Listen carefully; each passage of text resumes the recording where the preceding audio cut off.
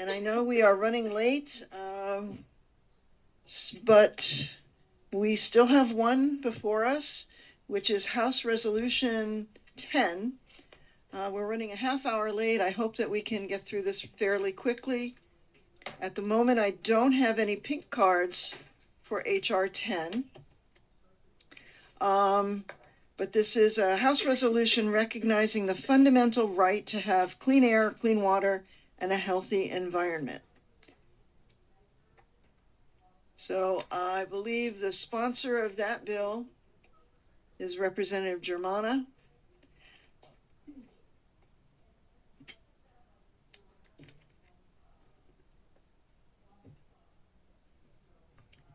And we all settle down here.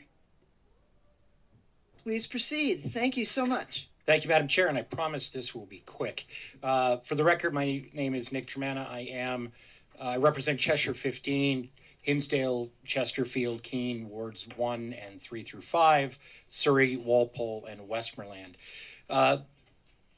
Unlike, we had a discussion earlier this morning regarding House resolutions and how meaningful they are. Also some discussion of the length of resolutions. So I hope my committee colleagues will recognize the fact that this is an extraordinarily short resolution. There are 3 very brief whereases. So hopefully that will be a selling point for some of my friends on the committee. Very quickly, in terms of the reason why, the motivation behind the bill, I am also not generally a big fan of House resolutions. But as some will recall, last year there was a proposed constitutional amendment to this effect that was brought to this committee. And we had some good discussion. And some of my colleagues on this committee and then on the House floor said that they were entirely in support of the spirit of the bill, of the constitutional amendment. They were just concerned about what were its implications, what are its ramifications, will there be lawsuits, what does this mean in terms of practical application. And so what I have brought you today in the form of a House resolution is a statement regarding the fundamental right to a clean and healthy environment that has no practical application whatsoever. Right? So I hope that my colleagues who last year said they supported the spirit of the bill, but were concerned because of possible implications, will not now argue that they can't support it when it has no practical implications.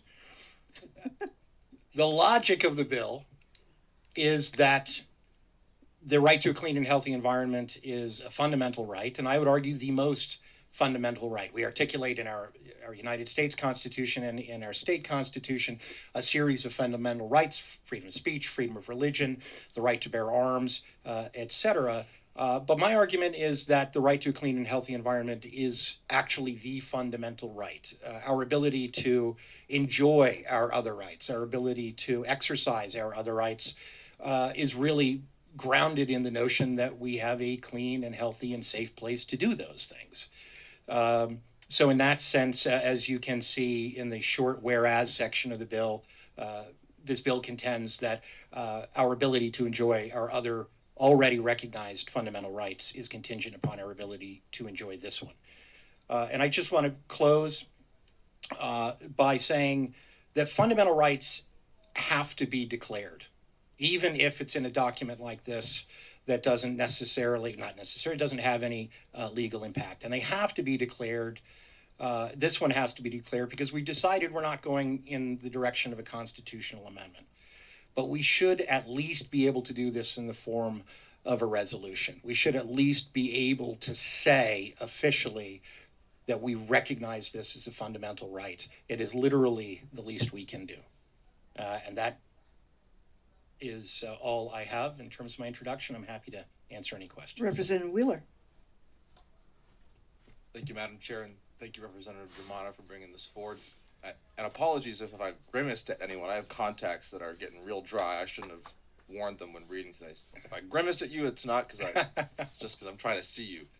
I really appreciate you bringing forward this resolution, and I'm wondering, do you view this as comparable to in the New Hampshire Constitution, how we outlined that a right to a good education is a part to the fundamental nature of such as, do you view it as comparable, meaning this is a clean, healthy environment fundamental to our society, and New Hampshire's already recognized some of those fundamental rights within its constitution. And would you believe that this is a good jump off of where the Constitution is currently? Thank you, Representative. I certainly would believe that, right? The Constitution says that in order to exercise our rights as citizens and to perform our duty as citizens, the state has a requirement to support education in this state. And I see this as being a foundational right in that same sense. So thank you. Okay, any other questions from the committee?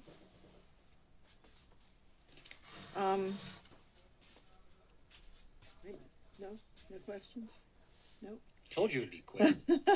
Well, I mean, I guess I do have a question as insofar as the definition of a right. I mean, we kind of throw that around that, I have a right to housing, I have a right to food, I have a right to whatever. And I get that. I think my question to you is, how do you view this as a right? Thank you very much, Madam Chair, and that's a great question. I'm trying to think about how to make this succinct because as a historian of ideas, I would be happy to talk at length about the history of the debate about what a right is. I mean, but I will. but we do take this seriously insofar as, we talk about constitutional rights, the right to life, liberty, the pursuit of happiness, Yes. And natural rights. Yes. But there are certain things I believe that you can guarantee in life and some things that you cannot guarantee in life. So I just want to know where you are, what your definition or perception is of a right. Thank you. No, I think that's a fabulous question. And I would say it's something which is essential to the dignity of personhood, right? That when we define our rights in terms of the right to speech and the right to practice our religion and the right to defend ourselves and our property and our family, these are rights which are, and that's why, I mean, of course, the phrase we all know is an inalienable or unalienable right. And by that, Jefferson meant a right which belongs to you by the very essential nature of the dignity that you hold as a human being. And I see this as a right in that respect. Your ability to, as you said, live, to pursue happiness, to take care of your family, et cetera, depends on your ability to live in an environment which is guaranteed at least some measure of safety. We have all kinds of laws to guarantee our personal safety in terms of being impacted by other people, but safety is also about our ability to live in an environment that is also not posing a danger to our essential dignity as a human being. So I don't know if that helps, but to me, the question ultimately is to what are we entitled by the very nature of our personhood?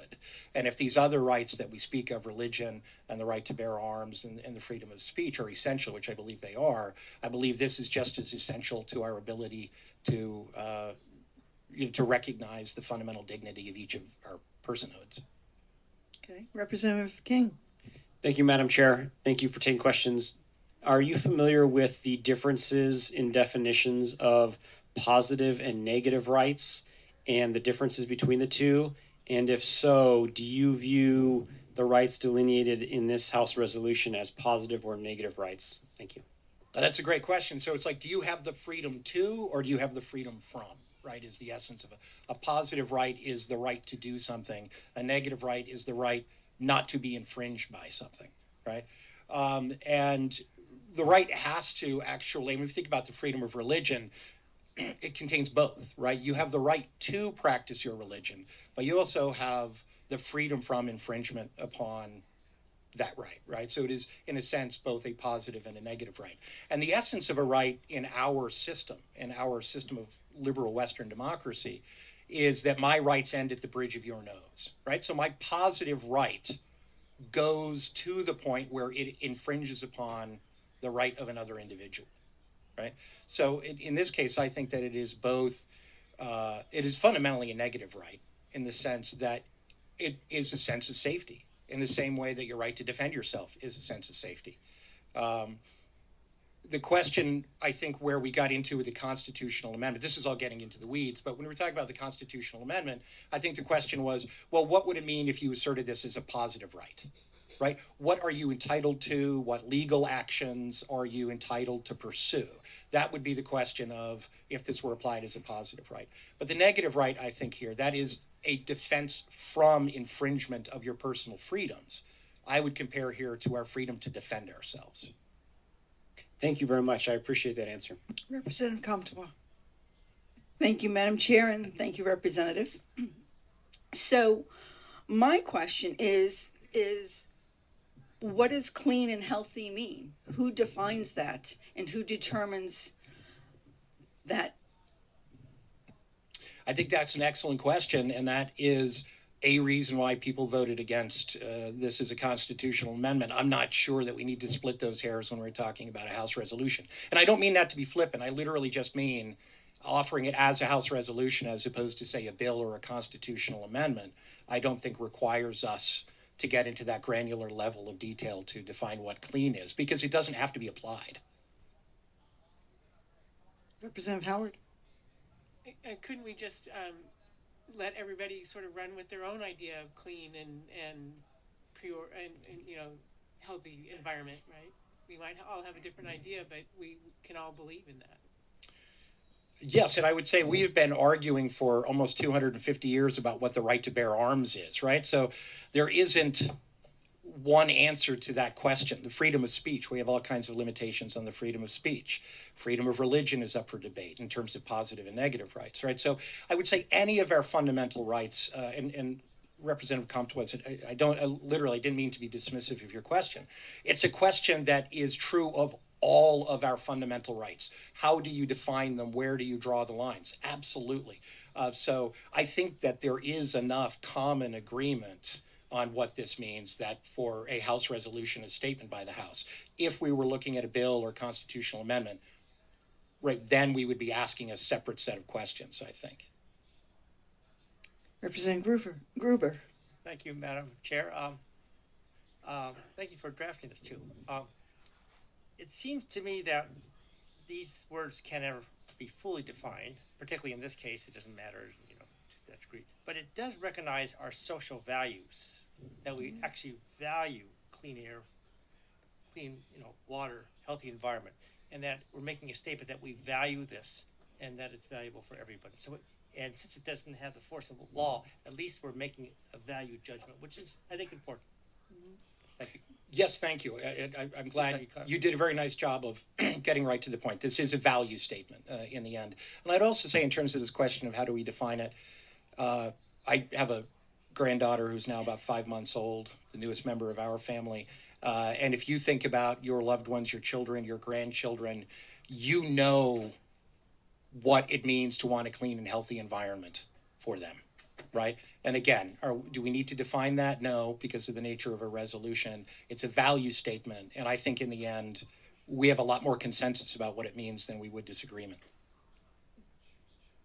Any other questions from the committee? Seeing none, I'd like the blue sheet, please, from the table. And I would, and I also need a pink slip from you. Thank you very much.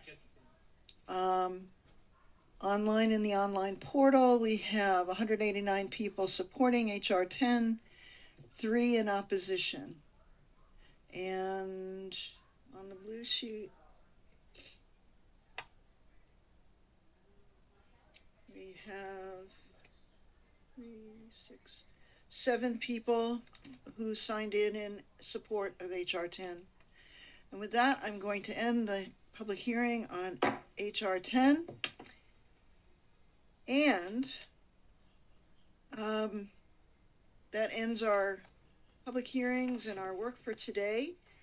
I am going to be probably sitting down for a few minutes with Representative Bixby and Representative Comtois going over the plan for next Tuesday when we will re-adjourn and talk about more bills and have more hearings and do more work. So I want to thank you all for being here today and your very good questions to the folks who testified and your work and attention all day long. So thank you, and we'll see you next week. We are. Do I hear a motion to adjourn? Second. Okay. Thank you. We are adjourned.